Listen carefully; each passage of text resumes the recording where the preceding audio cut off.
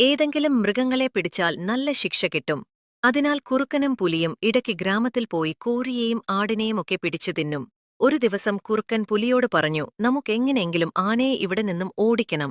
അതിനെന്തു ഉപായമാണുള്ളത്? പുലി കുറുക്കനോട് ചോദിച്ചു. കുറുക്കൻ പറഞ്ഞു, എന്റെ കയ്യിൽ ഒരു സൂത്രമുണ്ട്. അതെന്താ? പുലി ചോദിച്ചു. തീയുണ്ടാക്കുന്ന ഒരു സാധനം എന്റെ കയ്യിലുണ്ട്, കുറുക്കൻ പറഞ്ഞു. അപ്പോൾ പുലി ചോദിച്ചു, അതെന്ത് സാധനം? അത് നിനക്കെവിടുന്നാ കിട്ടിയേ? അപ്പോൾ കുറുക്കൻ പുലിക്ക് അത് കാണിച്ചു കൊടുത്തു. ഒരു തീപ്പെട്ടിയായിരുന്നു അത്. ഇത് ഞാൻ ഗ്രാമത്തിൽ പോയപ്പോൾ ഒരിടത്തുനിന്നും എനിക്ക് കിട്ടിയതാ. ഗ്രാമത്തിലെ ആളുകൾ ഇതുകൊണ്ട് തീയുണ്ടാക്കുന്നത് ഞാൻ കണ്ടു, കുറുക്കൻ പറഞ്ഞു. ഇതുകൊണ്ട് നമ്മൾ എന്തു ചെയ്യും? പുലി ചോദിച്ചു. കുറുക്കൻ പറഞ്ഞു, കൊമ്പൻ കിടന്നുറങ്ങുന്നത് അരുവിക്കടുത്തുള്ള കാടിനുള്ളിലാണ്. ഞാൻ പോയി കാടിന് തീയിടാം. നീ ആ സമയം കൊമ്പനെ ആക്രമിച്ച് അവിടെ വീഴ്ത്തണം. തീയും കൂടാവുമ്പോൾ കൊമ്പന് ഓടാൻ സാധിക്കില്ല. ചിലപ്പോ കൊമ്പൻ ആ തീയിൽപ്പെട്ട് ചത്തുപൊയ്ക്കോളും. അല്ലേ പേടിച്ച് ഈ കാട് വിട്ടോടിപ്പൊയ്ക്കോളും.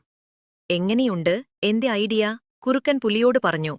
കൊള്ളാം, നിന്റെ തല നിറയെ ഭയങ്കര കുരുട്ടുബുദ്ധിയാ, പുലി ചിരിച്ചുകൊണ്ട് കുറുക്കനെ അഭിനന്ദിച്ചു. നേരം രാത്രിയായി കുറുക്കനും പുലിയും പതുങ്ങി പതുങ്ങി കൊമ്പൻ വിശ്രമിക്കുന്ന സ്ഥലത്തെത്തി. അവർ നോക്കി, കൊമ്പൻ ഉറങ്ങുകയാണ്. കുറുക്കൻ പുലിയോട് പറഞ്ഞു, ശരി, ഞാൻ തീരാൻ പറഞ്ഞ പോലെ നീ ആനയെ ആക്രമിച്ച് വീഴ്ത്തണം. പുലി സമ്മതിച്ചു. അങ്ങനെ കുറുക്കൻ പതിയെ പോയി ആന കിടക്കുന്ന ഭാഗത്തെ കാടിന് തീയിട്ടു.